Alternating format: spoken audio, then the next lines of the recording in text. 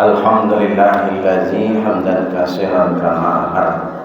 Asyhadu an la ilaha illallah wahdahu la syarikalah wa asyhadu anna Muhammadan abduhu sallallahu alaihi wasallam la nabiyya ba'da.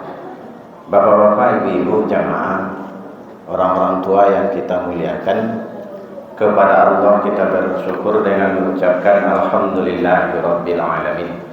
Kita yang hadir sehat, berselawat kepada Rasulullah Muhammad sallallahu alaihi wasallam. Allahumma shalli ala Muhammad wa ala ali Muhammad. Bapak Ibu jamaah, suatu ketika Rasulullah Muhammad sallallahu alaihi wasallam selesai memimpin imam sholat berjamaah di waktu subuh. Setelah salam kanan dan ke kiri, beliau melihat ke jamaah. Isyaratnya sholat sudah selesai. Silakan berdoa atau berzikir. Rasulullah sedang menyampaikan seperti itu dan melihat di antara sahabat yang tidak hadir. Ternyata tidak hadir sahabat itu namanya Sa'ban. Sa'ban ini sahabat Nabi yang rumahnya jauh dari masjid. Jadi di waktu subuh itu dilihat oleh Rasulullah tidak ada Sa'ban sholat subuh. Selesai berdoa, Rasulullah bertanya kepada jamaah yang ada, sahabat-sahabat yang ada. Kata Rasulullah, kalian melihat sahabat kita namanya Sa'ban? Tidak ada Rasulullah. Tak ada kabar? Tidak ada kabarnya. Kalau tidak, yuk kita lihat ke rumahnya. Berangkatlah Nabi dengan sahabat-sahabat yang ada selesai sholat subuh itu berjalan kaki. Rumahnya jauh, tapi tidak bisa dihitung berapa jauhnya. Yang jelas semasa hidupnya si Sa'ban ini tidak pernah meninggalkan sholat berjamaah. Sholat subuh, sholat zuhur, asar, maghrib, isya, tetap berjamaah ke masjid. Sampai di rumah Rasulullah mengucapkan salam, assalamualaikum. Dijawab oleh istrinya, waalaikumsalam. Rasul bertanya, ini istrinya Sa'ban? Iya. Mana Sa'ban? Dia sudah meninggal ya Rasulullah. Kapan? Tadi malam. Tentu kebiasaan kalau ada yang meninggal, inna lillahi wa inna ilaihi raji'un. Kenapa sahabat dan Rasul tidak tahu Sa'ban itu meninggal? Karena zaman itu tidak sama dengan zaman sekarang. Kalau zaman sekarang, di sini kejadiannya sudah sampai Jakarta beritanya, karena ada alat komunikasi. Bahkan setiap saat orang bertanya bagaimana kondisi, masih ada nafas. Lalu bertanya bagaimana kondisi, dah meninggal. Di zaman sekarang, di zaman Rasulullah tidak ada itu. Kalau tidak nampak datang ke rumah. Tapi ya Rasulullah, kata istri Sa'ban kepada Rasulullah, di waktu Sa'ban sakratul maut, sakarat itu sakit yang kau mau mati. Dia selalu mengucapkan beberapa hal. Kata istrinya kepada Rasulullah, di waktu itu saya tanya, suami saya tidak menjawab. Apa kata suamimu? Kok tidak jauh? Kok tidak jauh? Kok tidak jauh? Itu katanya. Ada lagi? Ada. Kenapa tidak yang baru? Kenapa tidak yang baru? Kenapa tidak yang baru? Kata istrinya kepada Rasulullah. Ada lagi? Ada. Kenapa tidak semuanya? Kenapa tidak semuanya? Yang tiga itu selalu diulang-ulang oleh suami saya yang bernama Sa'ban di waktu dia sakarat. Saya bertanya, tapi tidak jawab. Kalau bahasa kitanya, dah, aku ndak jauh tu dah. Tapi tak dijawab. Kok tak jauh? Kok tak jauh? Bapak Ibu pernah melihat orang sakarat? Acak-acak lah cari orang sakarat itu. Tanyunya pandai tak menjawab. Kemudian, kenapa tidak yang baru? Kenapa tidak yang baru?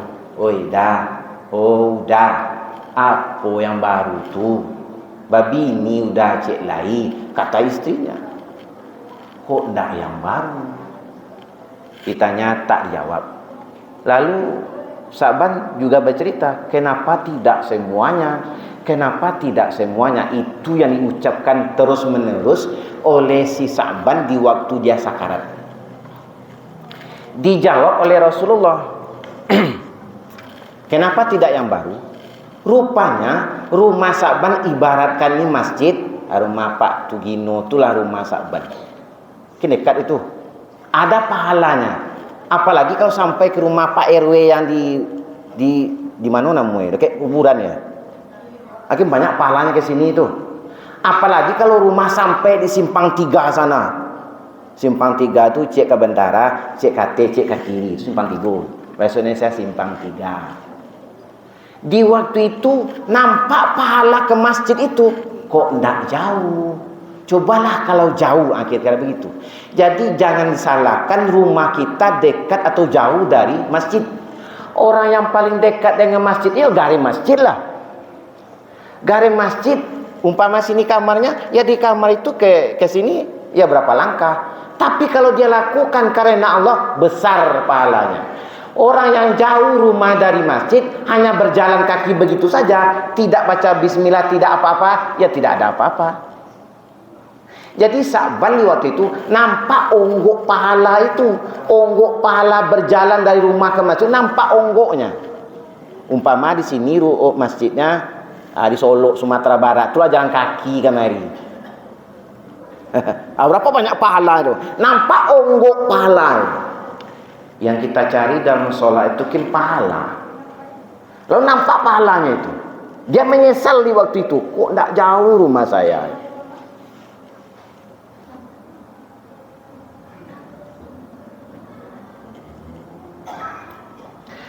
Lalu kenapa tidak yang baru? Kenapa tidak yang baru? Itu diulang oleh Sa'ban. Dijelaskan oleh Rasulullah. Kenapa Sa'ban? Dia begini Rasulullah kata istrinya. Sa'ban tu pakai baju jubah. Baju seperti pakai Pak Imam kita tadi. Baju jubah. Itu yang dipakai setiap solat. Karena itu pakaian orang Mekah. Kalau kita pakai boleh? Boleh. Kemudian suatu ketika si Sa'ban ini diberi baju baru oleh orang sedekah. Kata orang bahasa kitanya, Sa'ban, apa? Pakai baju ancak kau diambok untuk solat. Dipakai. Di waktu subuh Sa'ban mau pergi solat ke masjid, dipakainya lah baju itu.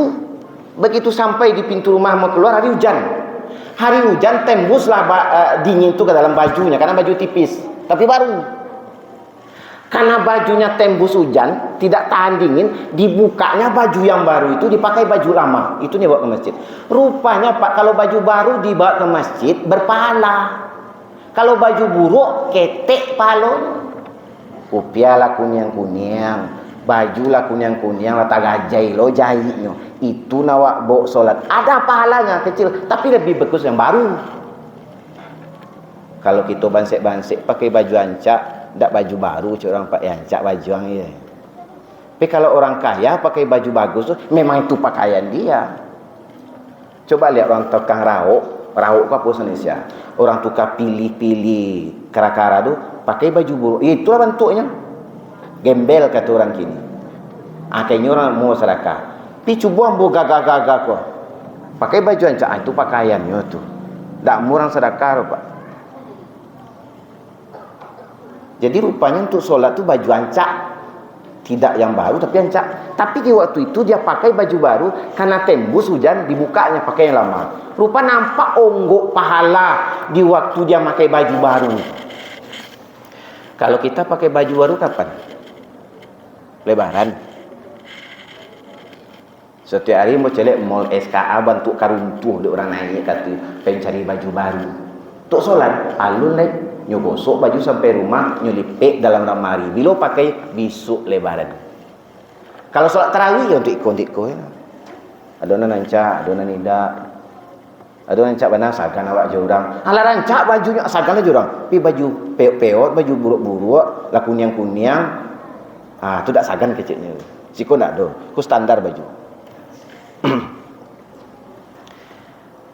Lalu kenapa tidak semuanya? Kata Sa'ban di waktu dia sakarat. Lalu dijelaskan oleh Rasulullah. Apa kebiasaan Sa'ban? Bersedekah. Rupa bersedekah itu berpahala, Pak. Tapi sedekah itu karena Allah. Kau piti dang saya 100 ribu ada pada mau tajam kau tiang dia masyarakat kan. Tu dah ada pahalanya tu. Tu bagi biasa je. Yang sedekah itu tak mahari orang, Pak.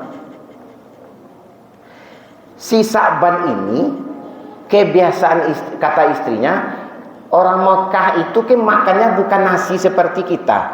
Ini roti sepanjang ikon. Mengikut roti. Roti yang dimakan Sa'ban sepanjang ini lewat orang miskin. Assalamualaikum, kasihlah sedekah Pak, belum makan kami. Di patah duanya roti itu. Kontu angcik, angko untuk dencik. Anak niko kok dimakannya. Nah separuh tadi dia gini ke orang, rupanya bersedekah menang papa tadur ada pahalanya Pak. Kalau bersedekah karena Allah. Itu yang diulang oleh Sa'ban. Kenapa tidak semua saya kasihkan? Coba kalau semua saya kasihkan, berapa besar pahalanya? Ini di waktu sakarat sudah nampak Pak. Di waktu sakarat nampak kebiasaan kita, apa yang kita lakukan sewaktu kita sehat ini. Kalau bagunjir nampak di waktu itu. Kalau mencerita nyo kainyo ustaz ndak ada lain deh. Ada dosa nampak pahala dosa di waktu sakarat itu. Kalau kita yang pandai menyalahkan orang, menyalahkan kita enggak. Yang tiga itu ya di kebiasaan yang disebut-sebut yaitu sakarat oleh Sa'ban itu, dia masih mesal padahal sudah ada pahala. Masih mesal, coba kalau banyak saya kasih. Coba kalau jauh rumah saya, berapa besar pahalanya. Coba kalau yang baru saya pakai, berapa besar pahalanya. Rupanya rezeki ini dua cuman. Pertama rezeki yang terpakai. Ya pakaian ini rezeki kita. Yang kedua rezeki yang termakan. Yang masuk ke dalam mulut, itulah rezeki kita. Yang banyak di luar itu belum tentu kita pakai Pak. Jadi kalau kita kampian-kampian mati, pakailah telakon ancak-ancak. Kalau kita bapak-bapak nala tua-tua, pakailah baju nancak-ancak. Supaya besoklah mati diserahkan dek bini, apa gunanya? Karena pernah dapat Pak Ustaz, ni baju suami saya, pakai Pak Ustaz. Ambon nancaknya, laki enggak? Di waktunya sehat, laki pas sembahyang baju kaos. Tak jelas, tapi bersih. Sah solatnya, sah. Cuman tak bagus untuk solat. Alamatilah kio baru bersedekah ke orang. Istri dapat sedekah. Jadi kau ada baju nancak-ancak, agian lah capek. Kau ada di rumah, agian capek. Dulu di waktu saya jadi garim di kuliah, itu ibu-ibu yang menyampaikan di belakang. Ustaz, lah makan Ustaz. Halo lah ibu. Datanglah ke rumah. Di rumah ambo ada gulai jari yang latih guari bangi angin, ambo serakah kau. Gulai jari yang latih guari bangi angin. Itunya agen kau Ustaz, tambo. Karena ambo gari musaji, dak do nangka dimakan yang mau makan ke rumah tu, tapi buat Pak. Setiap diambil pacarnya, setiap diambil pacarnya. Rupa jari yang lah dia angin pacarnya Pak. Tak percaya coba enggak 3 hari. Ambil jari yang tu gulai, kapam paru sambat tanah. Hari pertama lama, hari kedua lama, hari ketiganya pacah awak ambil pacah. Dalam hati, modeko lawak nasib awak ini. Jadi gari musaji. Timbau duk yang di belakang. Saya makan alun. Jadi dari dulu lah Pak Ibu Pak. Sama orang tua. Sipek orang tua tu dua. Pak Ibu cik. Nyinyi cik. Nyinyi aku apa Indonesia? Sipek orang tua. Pak Ibu. Tak datang anak, tak datang menantu ibu hati Pak. Anak orang nampak, anak mu dah ada. Kemana lah anak mu? Apa dah ingin juamu pada mu lah gaya. Terus biar gaya Pak. Cubalah gaya sekali. Kalau lagi nyaman aman Pak. Tak tiba menantu tak gaya Pak. Nyinyi kok. Kato-kato yang satu berulang. Lah makan. Alah. lah makan. Alah. Lah makan. Itu ciri yang tua tu. Nyinyi cik, paibo cik. Kalau lah nyinyi Pak, jangankan orang lain nang kaberang kawak, anak cucu minantu berang kawak. Bini pun berang kawak. Kalau lawak tu laki-laki Pak, lalu awak di dapur. Anak awak di mah di tangga jo minantu jo cucu galak-galak. Tu mencigin dari dapur. Macam lihat. Cedek gaik kalian cedek gaik kalian. Cedek gaik. Menang ngecek tu bini. Pada awak lakinya, cedek gaik kalian nyiri-nyiri kada jo gigi dak do. Kini lebih bisa nyo galak lepak kan si mudu. Coba gaya ustaz lah. Yang membek rumah awak, nama cari saki awak, tapi lalu di dapur. Pagi-pagi minta tolong lah awak selaku suami minta tolong ke istri. Oi. Orang dulu kan manggai hoy-hoy aja. Kalau kini mama, papa. Orang kini gitu suami istri. Kalau dulu ndak, hoi, apa? Awi pagi tolong lah ambil naik dan dia. Kecek suami ke istri. Tapi istri dasarnya mangarengkang, iko gai, iko jongke. Itu dispenser segadang tinggal memici je ambil lah surang. Ado sih kok. Kok ado keceknya lah tak. Bu, menolong suami itu minta tolong bapak halo. Bapak halo. Tapi jangan salah, tanggung jawab suami ku dunia akhirat. Berdosa istri karena mencuri, berdosa istri. Berdosa istri karena maling, berdosa istri. Berdosa istrinya karena judi, berdosonya. Berdosa karena merokok, berdosonya. Berdosa karena berzina, berdosa. Tapi dosa itu ditanggungkan suami, Pak. Kita selaku suami menanggungkan dosa istri itu. Kita yang berselingkuh di luar punya bini cik sampai di luar, bini dak tahunya dak dapat dosa. Awak dosa, Pak. Begitulah tanggung jawab kita kepada istri.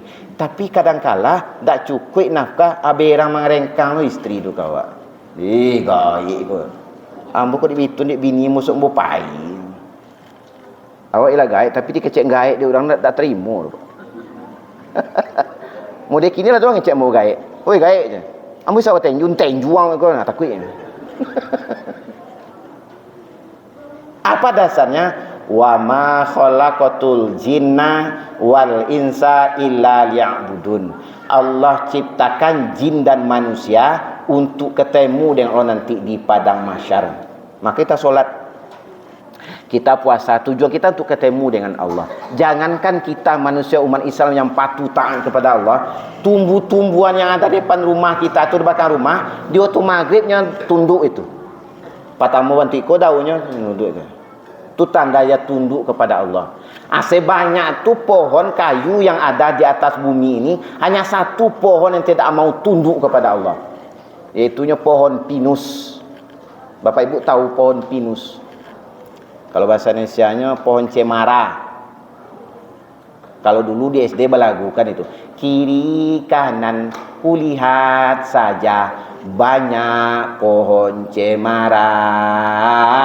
Kiri kanan kulihat saja banyak pohon cemara.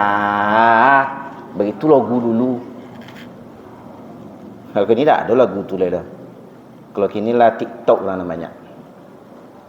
Kalau guru TK dulu, balonku ada 5. Hanya surah, ya nak. Balonku ada 5. Begitu guru dulu, guru TK.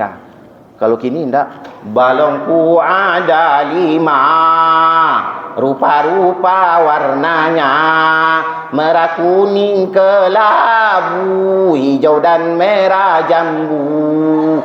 Meletus balon hijau ta'ala, hatiku sangat kacau ta'ala. Itu lagu. Kalau dulu enggak. Itu juga beda kini dulu. Guru dulu jo guru kini jauh beda Bapak Ibu. Apa beda?